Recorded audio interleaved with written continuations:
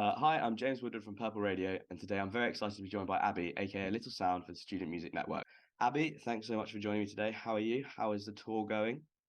No, I'm great, thank you. Yeah, I'm like right in the midst of it, and it's super exciting. Yeah, because I was looking at the tour dates, and it just seems almost endless. Like it's like every night different cities, which must be crazy.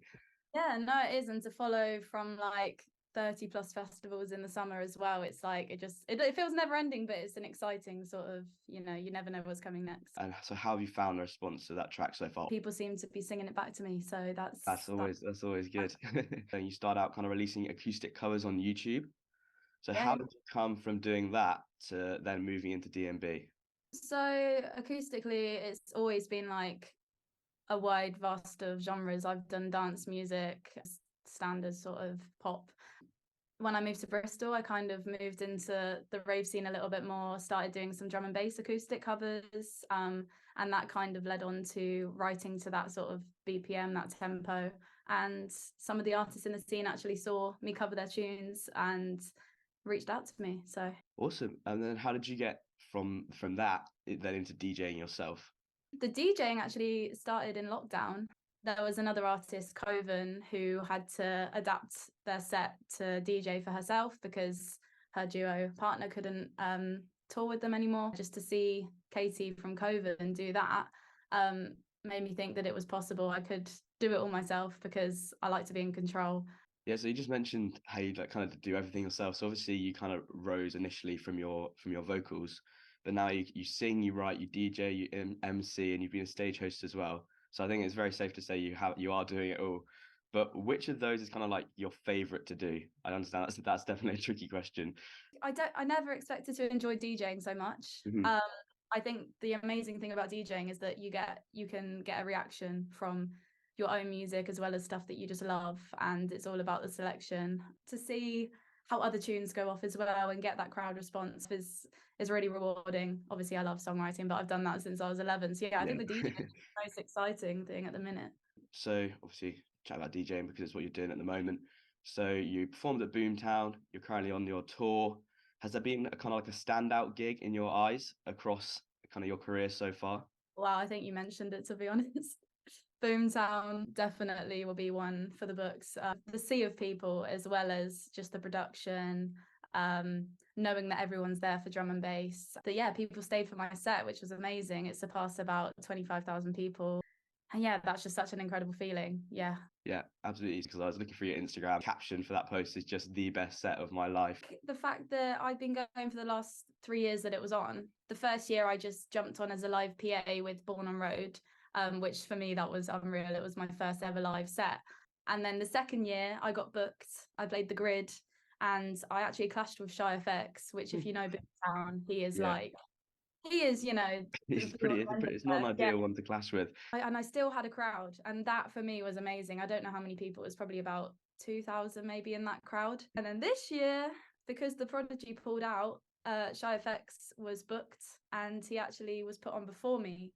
The adrenaline, it was just so exciting knowing that you were on after Shy as well as clashing with him the year before. Yeah, it felt crazy. That kind of like gives you such a good view of how much you've grown. The numbers are just unbelievable. Like if you are watching the reel you put out about it, like you can't see where the crowd ends. It literally it's just crazy. So what's it been like? You kind of like preface it by saying you were following Shy FX, but I guess seeing that kind of level of growth in your music over just 1 year.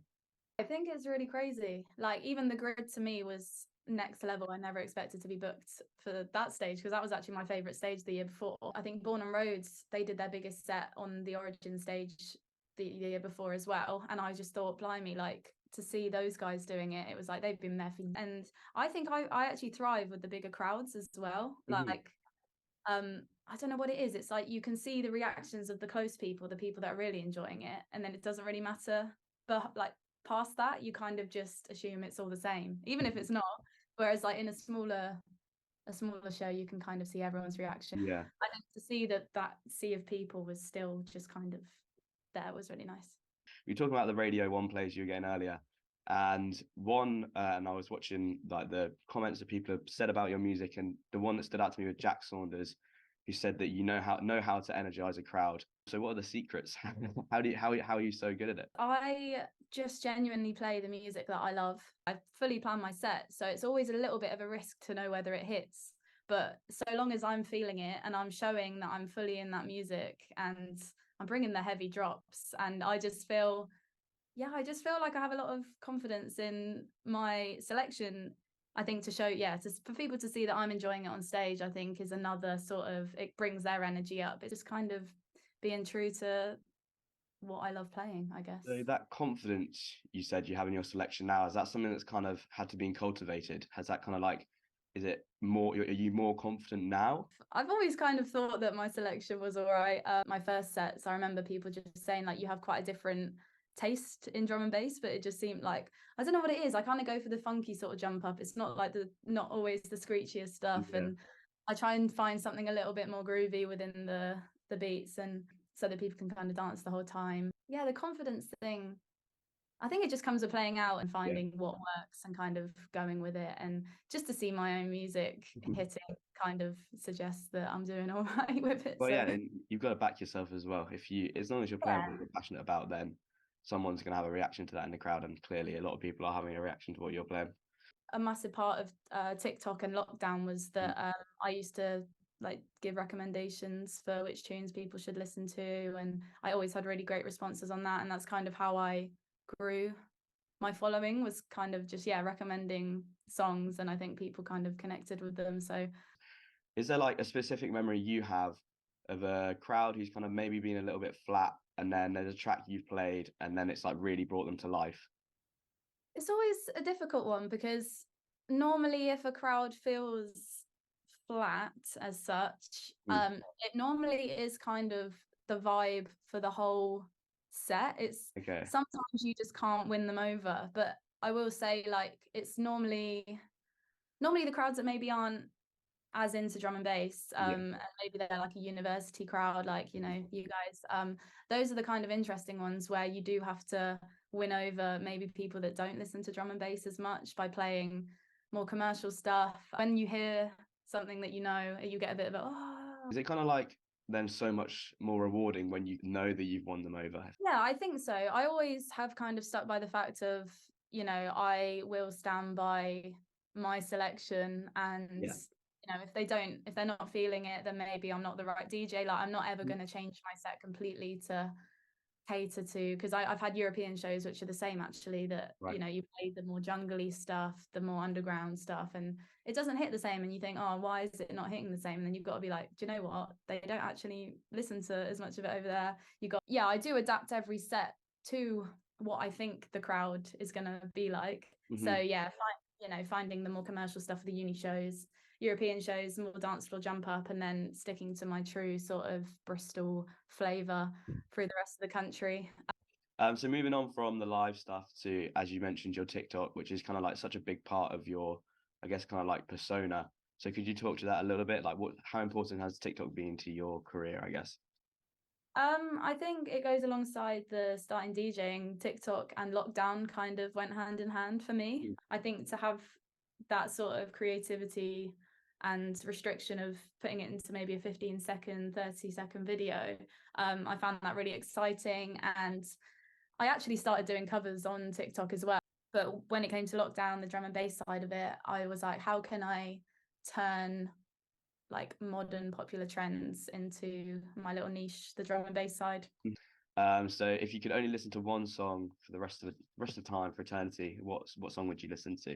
Okay, just because this song takes me back to when I first kind of went to a festival, which was at the age of 5.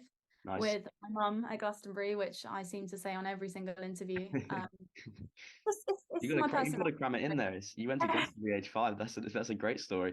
I think it's kind of iconic. It has to be in there. But yeah, we saw the Basement Jacks, and this was also my party starter on Radio 1 recently. Nice. But it's Basement Jacks, Red Alert, because I remember that tune from when I was 5, and I remember having the Basement Jacks CD was my mum's, and I'd steal it, and this was one that just stood out, and the intro, everything about it. And then I saw their secret set at Glastonbury this year. And it still hit the same. Do you know?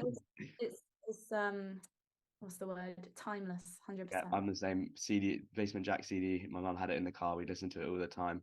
So yeah, that's a great answer. I love that one. So when you started DJing or even kind of like making any kind of music and kind of like thinking that it could be something that you did for a career, did you kind of have one specific goal in mind that you wanted to achieve? And have you hit that yet? Not really. I'm one of those people that is kind of like, everything happens for a reason, ride the wave. I'm just kind of, I feel like if I set myself a boundary or like a goal to hit, I put a lot of pressure on it, and it doesn't feel as organic then if you try and make something happen. I have been incredibly lucky to kind of have hit these goals just as it goes, and I find that way more rewarding looking back at like where you've come from rather than looking forward and trying to reach something. If you said I'd be playing in Australia, New Zealand when I first picked up decks or started writing music, I think that for me is just so surreal to know that the fan base across the world is strong. There's just so much, and I'm kind of riding it. If it happens, then wow. Also, the journey kind of writes itself then. It's like, and I think everyone can watch and follow every second of it, and we just don't know where it's going to go. And I think that's what's so exciting. You kind of said you're kind of like riding the wave, but do you have any plans for what's to come next? With the Ministry of Sound deal, I have got lots of music in the works. Nice. I'm writing in sessions way more than I ever thought. This year has just been about sessions really, and finding the right people to work with. So that's really exciting. And I'm off to Australia for a little tour. Yeah, the bookings are just coming in for the next year, and it's not looking like it's slowing down. So thank you very much. That is all of my questions. Thank you again for your time. It's been awesome to know all about your music, and yeah, I'm really excited to see what comes next.